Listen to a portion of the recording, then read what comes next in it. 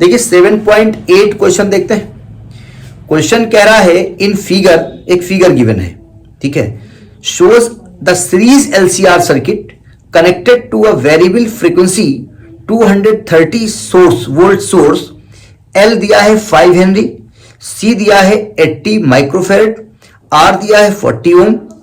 Determine the source frequency which drives the circuit in resonance. फिर कह रहा है obtain the impedance of the circuit and the amplitude of the current at the resonating frequency. Determine the RMS potential drop across the three elements of the circuit so that the potential drop across LC combination is zero at the resonating frequency। सावधान, हाँ सावधान। पहले तो ये LCR circuit ये ऐसा दिया हुआ है, ये अब देखो आप बनाने को तो ऐसे बना दो, फिर ये R को ऐसे दिखा दो, मतलब नहीं है। क्या यहां पर कहीं करंट ब्रेक हो रही है? तो ये एलसीआर सर्किट सीरीज हो गया जाकर के, जहां पर करंट ब्रेक नहीं होती है वो सीरीज होता है, ठीक है। और इसमें एल दिया है 5 हेनरी, एल दिया है 5 हेनरी, और सी दिया है 80, सी दिया है 80 माइक्रोफेरेड इन 10⁻⁻6 फेरेड, और आर दिया है 40 ओम। और ये कह रहे हैं कि वेरिएबल फ्रीक्वेंसी है। देखो अगर वेरिएबल फ्रीक्वेंसी नहीं होगी ना तो आप रेजोनेट कंडीशन नहीं फाइंड कर सकते, रेजोनेंस आप कर नहीं सकते ना, उसमें चेंज करना पड़ता है फ्रीक्वेंसी। जब वो इक्वल हो जाए तब हम रोकते हैं इतनी फ्रीक्वेंसी हो गई, इसलिए उन्होंने वेरिएबल कहा है। और जो सप्लाई है, चूंकि डायग्राम जो हम लिखेंगे उसमें ई लिखा हुआ है, तो हम फिलहाल डायग्राम की वजह से यहाँ ई आरएमएस लिख रहे हैं, लेकिन ये एक्चुअली वी आरएमएस मेरी लैंग्वेज में है 230 वोल्ट, ठीक। अब आपको जो जो चीजें निकालने उसके बारे में बात कर लेते हैं। पहली बात वो कह रहे हैं कि determine the source frequency which drives the circuit in resonance, यानी रेजोनेट कंडीशन में आपको सोर्स फ्रीक्वेंसी निकालनी है, मतलब रेजोनेंट फ्रीक्वेंसी निकालनी है। अब देखो हमसे फ्रीक्वेंसी बोला है, आप फ्रीक्वेंसी भी निकाल सकते हैं, आप एंगुलर फ्रीक्वेंसी भी निकाल सकते हैं। तो मैं एंगुलर फ्रीक्वेंसी निकाल दे रहा हूं, ओमेगा आर क्या होता है 1/√LC, ये तो होता। और अगर एफ निकालना है आपको फ्रीक्वेंसी एलसी, तो 1/√L की वैल्यू कितनी है 5 हेनरी, और सी की वैल्यू है 80 × 10⁻⁻6, तो 40 1/20 आएगा, और 10⁻⁻6 का -3 ऊपर जाएगा 1000 हो जाएगा, तो 0 0 कट जाएगा, तो 50 आ रहा है क्या 50। अब यहां यूनिट रेडियन पर सेकंड लिखी जाएगी, नहीं समझे, रेडियन पर सेकंड, क्योंकि हमने यहां पर निकाला तो फ्रीक्वेंसी है, लेकिन हमने एंगुलर फ्रीक्वेंसी निकाली।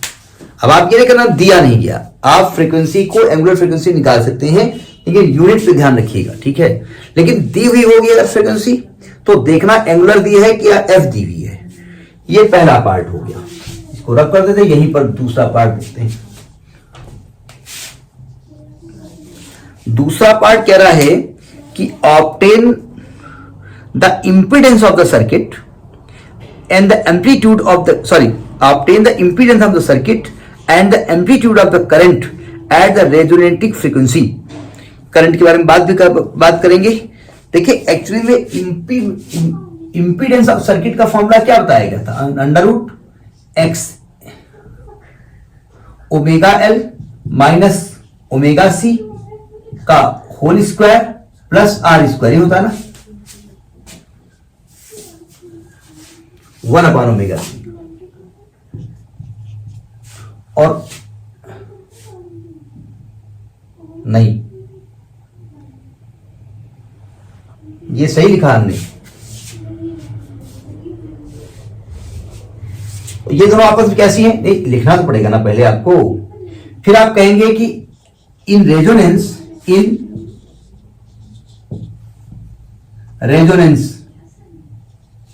ओमेगा एल और 1/ω c बराबर है, इसलिए Z की वैल्यू किसके बराबर है R के, यानी कि आपकी 40 ओम। तो इंपीडेंस आ गया 40 ओम, समझ में आ गई बात। अब कह रहा है कि आप एम्पलीट्यूड ऑफ करंट निकालिए, यानी क्या निकालना चाहते हो, करंट एम्पलीट्यूड बोले तो peak value of current, amplitude का मतलब पीक वैल्यू होता है ना। तो चूंकि I बराबर V अपान R होता है तो I नॉट बराबर V नॉट बाई Z हो जाएगा ना, और V नॉट तो दिया नहीं क्या है, तो V नॉट क्या होता है, √2 times of VRMS upon Z, तो √2 और VRMS कितना दिया है 230 और Z कितना दिया है 40। अब √2 की वैल्यू कर दो 1.414 इंटू 230 अपान 40, जब इसको आप कैलकुलेट करोगे तो वैल्यू आई है 8.1 एम्पियर। लैंग्वेज पहचानिएगा पूछ क्या रहा है। ये पहला पार्ट हो गया, ठीक है। फिर सी पार्ट में देखो क्या कह रहे हैं, नोट कर लिया ना, नोट कर लिया। अब देखो सी पार्ट में ध्यान से समझिएगा, जब यहां पर करंट सप्लाई हो रही है तो क्या पूरी सर्किट में करंट बढ़ रही है, क्योंकि हमसे सी पार्ट में पूछा गया है कि determine the RMS potential drop across the 3 element. Actually वे आपको यहां पर एल के खिलाफ वीएल, सी के अलोंग वीसी खिलाफ में कहिए, आर के अलोंग वी आर निकालना है आरएमएस वैल्यू, ठीक है। और वी बराबर आई आर होता है, तो आर तो अलग अलग सर्किट का होता है लेकिन आई तो सेम है ना, तो पहले आपको आई निकालना पड़ेगा। कौन सी आई, आरएमएस वैल्यू, तो पहले आई आरएमएस निकालना पड़ेगा। तो आई आरएमएस क्या होगा, V RMS upon, condition resonant की दी है इन्होंने, नहीं कंडीशन दी है ना कि रेजोनेंट कंडीशन, तो एक्चुअली होगा जेड, लेकिन जेड किसके इक्वल है, आर के इक्वल है, ठीक है। तो यानी कि आपका आएगा 230 अपान 40 यानी 23 अपान 4। हम जानबूझ के इसको यहीं पर छोड़ते हैं, हम जानबूझ के इसको डेसिमल में नहीं लिखेंगे, अभी यूज करेंगे, ठीक है।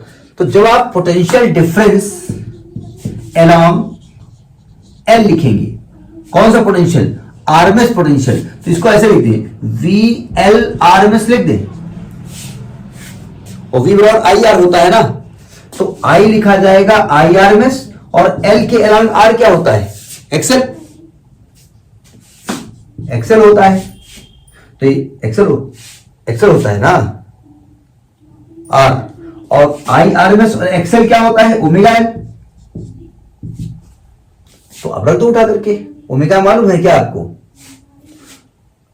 ओमेगा मालूम है आपको,